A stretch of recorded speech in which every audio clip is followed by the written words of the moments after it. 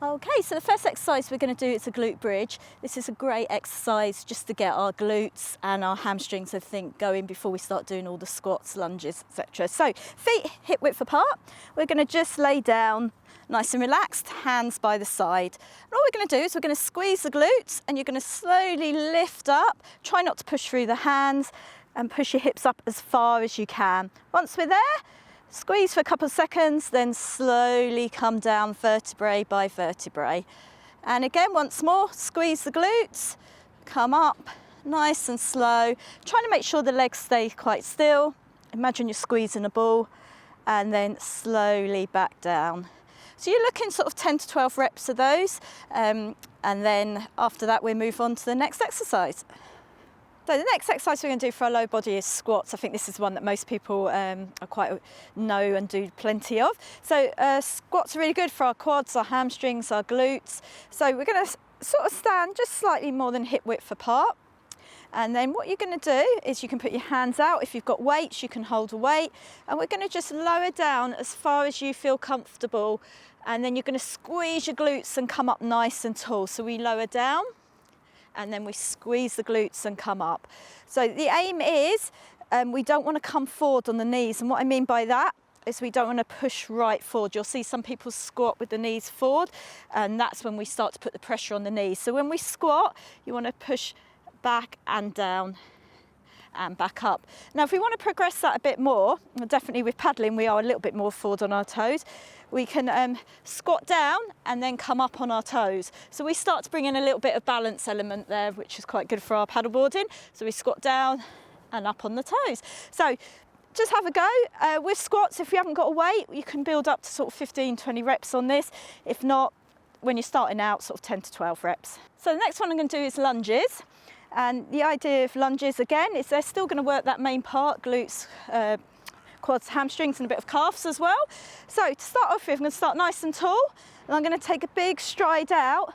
I'm going to tuck my tailbone under, and then I'm going to drop down. So one way I explain this is imagine you're between two walls, and or your lift, you can only go up and down. You can't go forward or back. So nice and tall, shoulders relaxed, lift up, look ahead, and you're just going to drop down as far as you can and back up.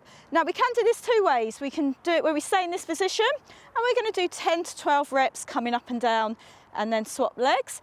Or we can look at doing alternate lunges. So we lunge forward on one side, back, then the other side. Or you can do a mixture of both, or you can do one set of the static and one set of the alternate lunges. So the next exercise we're going to do is wood chop. So we're putting in the squats and rotation together. So back into our squat position, and then if you have got a little weight, be it a water bottle or a resistance band, you can use that, or you can just clasp your hands into a fist position, and then you're going to squat down. Now keep your hips facing forward. Imagine they've got headlights on your hip bone, that's facing that way. I'm going to put my hands down by the side, and as I come up, I'm going to rotate the arms across. So I come down and then rotate. So at the moment, I'm keeping the body still and I'm just using the arms to come across. This is because I'm gearing it more towards the paddleboarding. But if you want to, you can put even more rotation in and twist, which is quite a good one if you play golf. So we've got the one where we keep the body nice and still, or you can put in rotation. Again, do about anything from 12 to 15 on one side and then swap to the other side. Okay, so we're going to incorporate a bit of legs and balance now. Obviously being on a paddleboard, anyone who's tried it or is doing it at the moment knows there is some balance involved. So we're going to look at doing a single deadlift. And this is a great exercise. It activates glutes, calves, and all those lovely little muscles in our ankles. So first thing to do is stand up nice and tall. As we've probably said, paddleboarding, balance comes from us looking straight ahead. So I'm literally going to come up, and then I'm going to take one foot off, and we're going to reach down towards the mat and then come back through. Now to start off with, you can just touch down, and it may be to start with actually that you just get practicing lifting the leg up and down. So you get used to standing on one leg, and then you can progress it by sliding it out. And then once you feel more confident, reach down, and you can tap it, or progression further is you just bring the knee up. So it's a nice, slow, controlled movement. You'll definitely feel it in the calves and the ankle when you first start doing it. So keep the reps low, maybe only 6 reps. Build up to your 10 reps. Make sure you do both sides. Remember, you always have one side stronger than the other.